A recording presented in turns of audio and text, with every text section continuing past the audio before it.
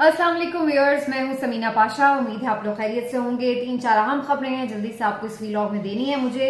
एक तो आपको बताएंगे कि हसन नियाजी को मिलिट्री कोर्ट के हवाले कर दिया गया है और अब उनके ऊपर मिलिट्री कोर्ट में ट्रायल होगा।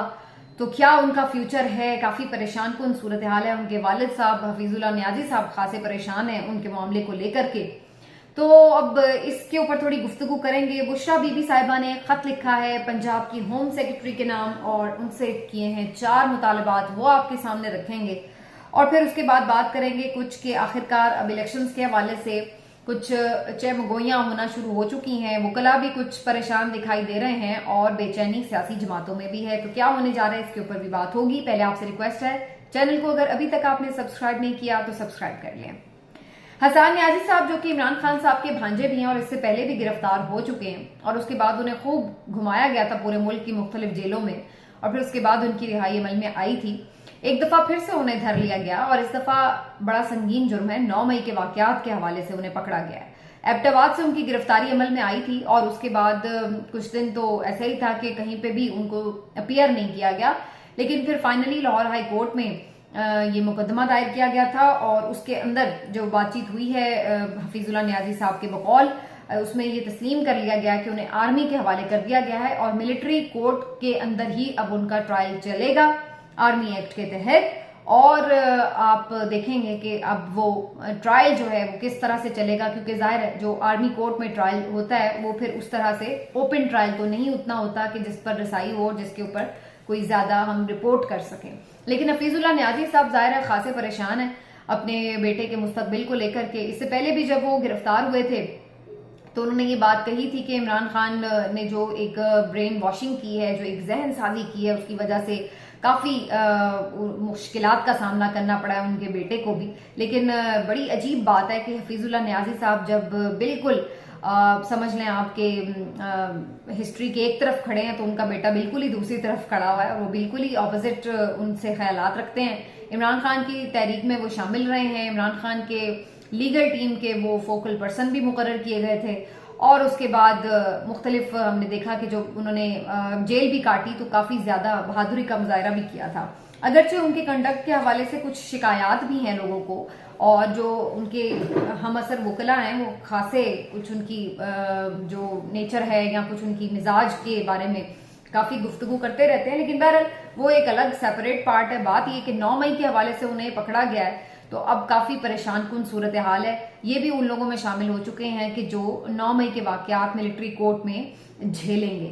अब बड़ा एक इम्पॉर्टेंट इस पर मैं देख रही थी कि सवाल उठ रहा है, वो ये कि जब हम सानिया जड़ावाला की बात करते हैं, मैं उसकी खबरें देख रही थी, लोग परेशान थे, रो रहे थे, मसीही बरादरी अपने जले हुए घर देख के रो रहे थे।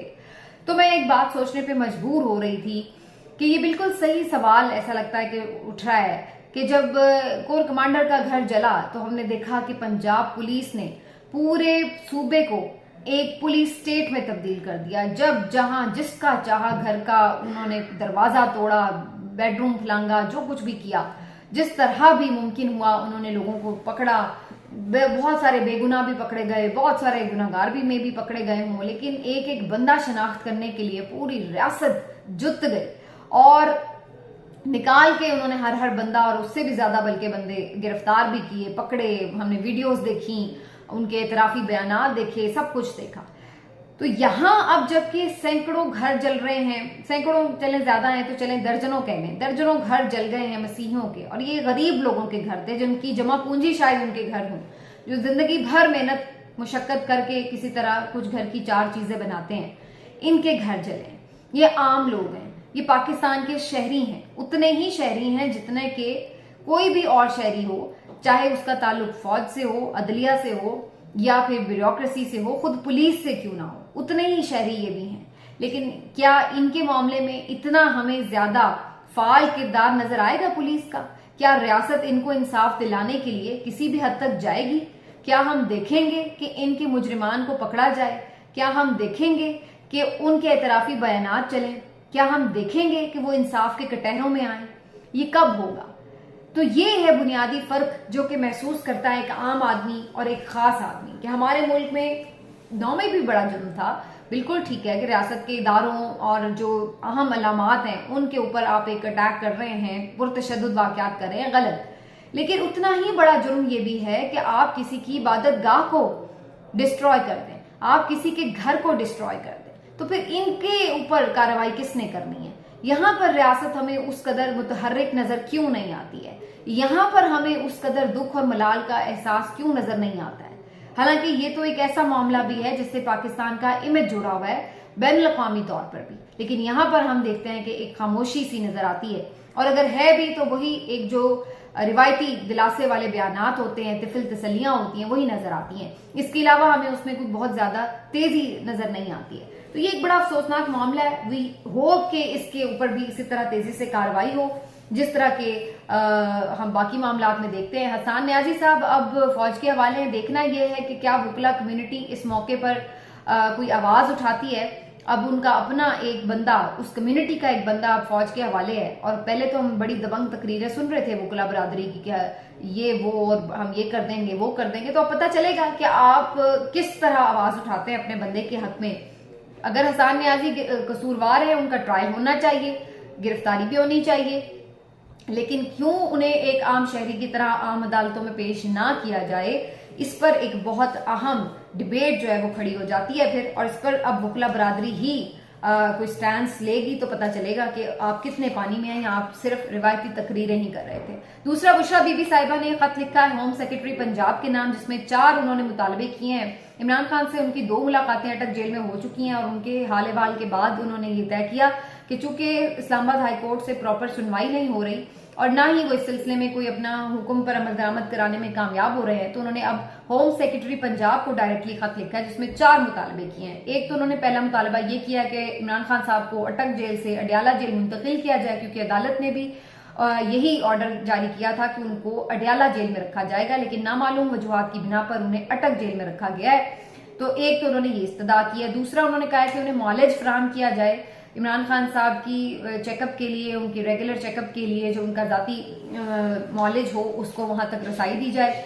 तीसरा, उन्होंने उनसे ये भी खदशा जाहिर किया कि उन्हें खदशा है कि उन्हें जेल में किसी तरह जहर ना दे दिया जाए। ये खदशा इससे पहले भी वो इजहार कर चुकी हैं इसका, तो उन्होंने इस बात को भी श्योर करने के लिए कहा है कि जी उनको घर का खाना फराहम करने की इजाजत दी जाए, और किसी भी तरह उनके लिए जो बाहर का कोई भी खाना है उसके लिए वो समझती हैं कि वो खतरनाक हो सकता है। और उसके अलावा उन्होंने वकीलों और फैमिली से मुलाकात के लिए भी इजाजत का कहा है कि बहुत रिस्ट्रिक्टेड उनकी मुलाकात होती है। वकला भी ये शिकायत कर रहे हैं कि उन्हें मुख्तलिफ केसेस के हवाले से रहनुमाई लेनी है इमरान खान साहब से, लेकिन उन्हें उस तरह फ्रीली मिलने नहीं दिया जाता। तो ये 4 मुतालबात रखे हैं बुशरा बीबी साहिबा ने, लेकिन मैं आपको पहले ही बता देती हूँ कि इस खत का कोई असर नहीं होगा और ना ही कोई जवाब आएगा। और जब उन्हें सहूलियात मिलनी होंगी, जब अडियाला जेल मुंतकिल करना होगा, ये फैसला तो कहीं और से आएगा, और फिर वो आप देखेंगे कि जब आएगा तो उस पर अमल भी हो जाएगा। उसके अलावा उनके वकला सर पीटते रहें या chief justice Islamabad high court Aamir Farooq साहब बार बार तारीखें दें और खुद डॉक्टर के पास चले जाएं, जो भी वो करें, लेकिन आप ये देखेंगे कि फिल वक्त जब तक ये तय है कि उन्हें अभी अजियत में रखना है तो उस वक्त तक उन्हें अजियत में रखा जाएगा और उनको कोई सहूलियात फ्राहम नहीं की जाएंगी।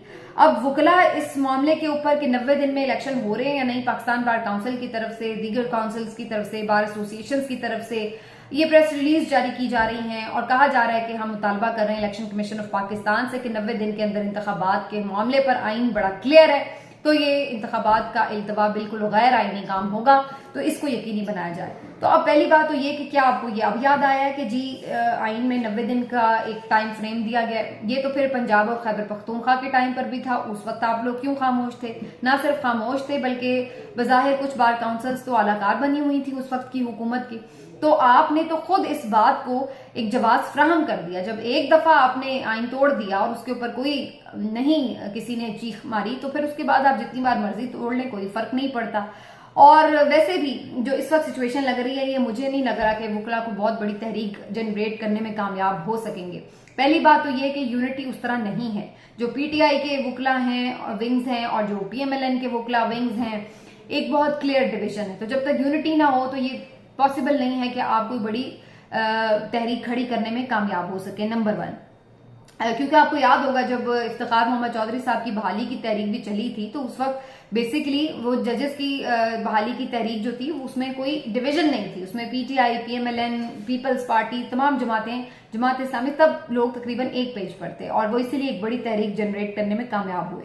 तो इस वक्त एक तो डिवीजन बहुत ज्यादा है, बदएतमादी का फुकदान है। दूसरा, खुद भी पीएमएलएन अंदर से नहीं चाहती कि 90 दिन के अंदर इलेक्शन हो, क्योंकि उन्हें पता है कि 90 दिन के अंदर इलेक्शन का मतलब यह है कि पीटीआई आराम से इलेक्शन जीत जाएगी, तो वो खुद भी इल्तवा चाहते हैं इलेक्शन का। बाकी रह गई पीपल्स पार्टी, तो अब वो बड़ी मासूम बन रही है और ये कह रही है कि जी ओहो ये इलेक्शंस 90 दिन के अंदर क्यों हो रहे हैं। भाई आपको उस वक्त नहीं पता था जब आपने मरदमशुमारी की मंजूरी दी थी मुश्तरका मफादात काउंसिल में, तो आपको उस वक्त क्या इल्म नहीं था कि जब हम ये मंजूरी देंगे तो हल्का बंदियों का रौला मचेगा और फिर उस रौले के आड़ में जाहिर है कि इलेक्शन लेट होंगे। अब बाद में लकीर पीटने का तो कोई फायदा ही नहीं है। तो अब आप रोए धोए जो मर्जी करें, ये सब आपकी सिर्फ और सिर्फ दिखावे की एक प्रैक्टिस लगेगी, क्योंकि आपने जानते बूझते मर्दमशुमारी को पहले एक्नॉलेज किया, उसकी मंजूरी दी और उसके बाद अब आप रो रहे हैं कि जनाब 90 दिन में इलेक्शन क्यों नहीं होंगे। तो ये तो सिर्फ या तो आप खुद बेवकूफ हैं और या फिर आप समझ रहे हैं कि आप सबको बेवकूफ बना देंगे, और ये दोनों में से एक ही बात हो सकती है, इसके अलावा कोई बात इसमें तीसरी तो शामिल नहीं हो सकती। लेकिन बहरकैफ मुझे हर सूरत में इलेक्शंस तो अभी नजर नहीं आ रहे और फरवरी की बात बाज़गश्त बार बार लोग कर रहे हैं। अभी मैं परवेज खटक साहब का इंटरव्यू सुन रही थी और हम न्यूज के लिए, उसमें तो वो कह रहे हैं कि मुझे तो इलेक्शन फरवरी में भी नजर नहीं आ रहे, और अगेन उन्होंने भी इस बात को दोहराया कि उन्हें पीटीआई इलेक्शन में कहीं नजर नहीं आ रही। तो ये फिर से वही चीज है जो राजा रियाज साहब की जुबानी आप सुन लें या परवेज खटक साहब की जुबानी सुन लें, सबका एक मुतालबा नजर आता है। इवन पीएमएलएन के भी लोगों का एक ग्रोह है जो चाहता है कि बल्ले का निशान गायब हो तो फिर ही इलेक्शन में जाया जाए। तो अगेन ये सारी सूरत हाल फिर वही इकट्ठी होकर आ जाती है कि इलेक्शन में उस वक्त तक नहीं जाना जब तक कि इमरान खान और पीटीआई का बंदोबस्त नहीं हो जाता। क्या ऐसा हो पाता है या नहीं ये एक अलग सवाल है, लेकिन फिलहाल ना तो मुझे वकला और ना ही सियासी जमातें इस मूड में नजर आ रही हैं कि वो कोई इलेक्शन करवाने के लिए बड़ी तहरीक जनरेट करने में कामयाब हो जाए। तो अभी फिलहाल जिस तरह चल रहा है ये मुझे इसी तरह चलता हुआ नजर आ रहा है, लेकिन जैसे ही साल बदलेगा उसके बाद कुछ चीजें ऐसी जरूर हो सकती हैं, तब्दीलियां आ सकती हैं कि जिसके बाद आप देखें कि शायद सूरत हाल में कोई कुछ चेंज नजर आए, क्योंकि फिर एक प्रेशर भी बन सकता है।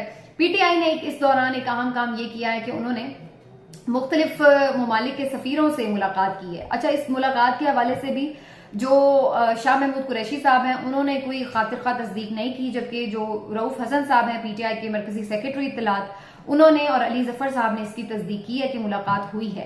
तो बेसिकली ये मुलाकात जो ऑस्ट्रेलिया का हाई कमीशन है वहां पर हुई है, जहां पर और भी ममालिक के सफीर मौजूद थे, और वहां पर फिर जाहिर है जब आप सफीरों से बातचीत कर रहे होते हैं तो हर जो हालात होते हैं करंट अफेयर्स उन पर बातचीत होती है। तो उसी दौरान उसमें इमरान खान साहब के केसेस के हवाले से, मुल्क में आइंदा इंतखाबात के हवाले से, मुल्क में जारी इंसानी हुकूक की सूरत हाल के हवाले से, तो इन तमाम चीजों के हवाले से गुफ्तगू हुई है, मईशत के ऊपर भी बात हुई है, और उन्होंने सारी जो पीटीआई का अपना एक नैरेटिव है वो उन्होंने उनके सामने रखा है। तो इसको बल्कि जियो न्यूज तो इसको यूं भी रिपोर्ट कर रहा था कि जी मदद मांग ली तो ये कर लिया तो वो कर लिया, लेकिन इस वक्त बजाहिर मदद मांगना, किन से मदद मांगना, उनको तो खुद इस वक्त लग रहा है कि जो आपको मालूम है कि अमेरिका का जो कभी भी फेवरेट नहीं रहा है इमरान खान, तो उन्हें क्या जरूरत पड़ी कि वो इस सिलसिले में कोई हेल्प करेंगे इमरान खान की और उन्हें जनाब वापस को इक़्तिदार में लाने के लिए राह हमवार करें।